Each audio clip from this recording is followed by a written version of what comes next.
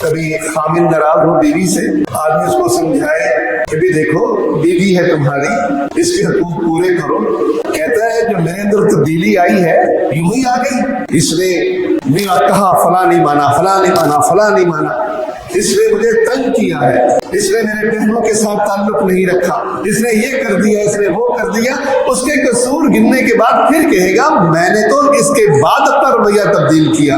اب یہ تعلق کون سا تعلق ہے؟ یہ بدلے کا تعلق ہے۔ یہ بدلے کا تعلق شریعت میں مقصود نہیں ہے، یہ عبادت نہیں ہے، یہ اللہ کی رضا کے خاطر تعلق نہیں ہے۔ اللہ کی رضا کے خاطر تعلق کیا ہے کہ دوسرا فریق کچھ کرتا پھرے تو کوئی بات کہے، کسی کی بدسلوکی کسی کے ساتھ کرے، ہمارا تعلق خراب نہ ہو۔ کیوں خراب نہ ہو؟ کہ ہمیں اس کے بدلے میں جنت ملے گی، جہنم کے عذاب سے بچے گی۔